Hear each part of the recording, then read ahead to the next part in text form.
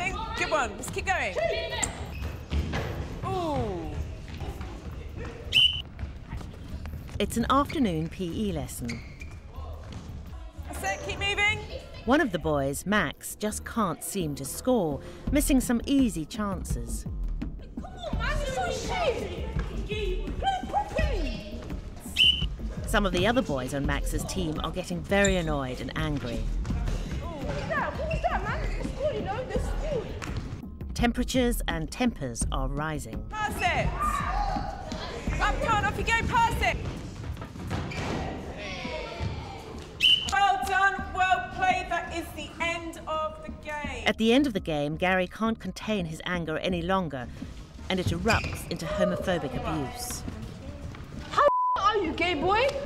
Gary, leave Max alone. But Mum, I can't believe you put him up front. He's completely crap. Enough of that language. Max, are you all right? Yeah, take the gay boy side. He's a homo. Pup should be banned from football. You're way out of order. Get out.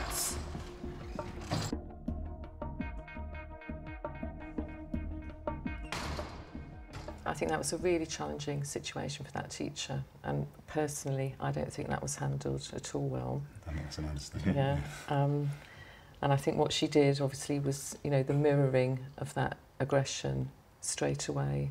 You know, her first response was to actually shout, raise her voice. You've got the aggressive body language, the pointing. I don't think she actually addressed the homophobic language at all, because she only said that's out of order. That's right. When he said he's crap.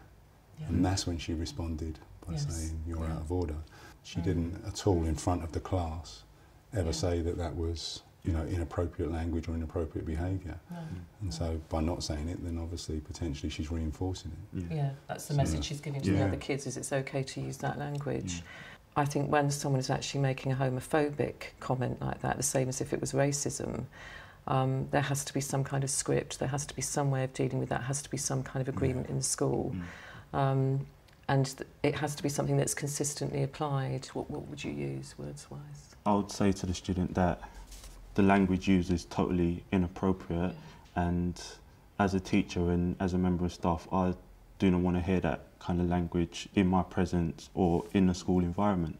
Would you challenge if the student then said to you, well, I don't care what you think, sir, because I think all puffs are whatever. I really hate them. I don't think anyone should be gay. I think, you know, men were meant to be, you know, and they went off on a further tirade, and that's what my mum and dad think, and da-da-da-da. Well, I think, you know, you just said that, you know, you are in a school environment, and the school is a place where everyone needs to respect everybody else, and you have to behave according to the rules of our school. It is invariably, you know, within that kind of sporting setting or that kind of, you know, the playground behaviour that kind of language gets used. And, you know, it's unfortunate now, but, you know, the word gay is used a lot in kind of youth language. It is, unfortunately. But do you think that's because it hasn't been challenged? Yes, I do. Totally, yeah. Totally. I mean, and that's what makes me me angry. Yeah. It's not been challenged.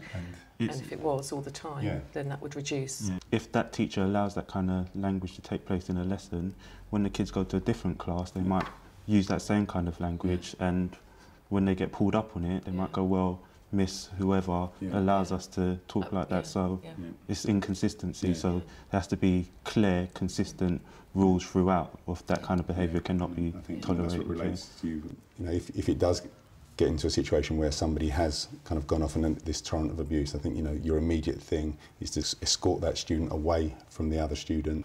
And, you know, I think, you know, bringing it back to them to say, you know, if you reflect on what you've just said, you know, how would that feel if that was brought upon you or someone? Would you expect me to allow that to continue, to try and get that student who's done that to empathise with the victim that they've just kind of dealt with. Yeah. So in a way, it's like having your script, isn't it? You've got to have a script ready that you're going to use consistently, and that the whole staff team will agree to when you get those responses. And this is what our policy is, and this is what we believe in this school. And actually, further on from that, I think is also pointing out the legal implications to students, because you can actually get prosecuted for that kind of behaviour, quite rightly, and they need to know that. When dealing with homophobia, firmly and consistently challenge any abuse. Have an agreed script to use when challenging students. Also, to avoid escalating situations like this, do not mirror their aggressive behaviour.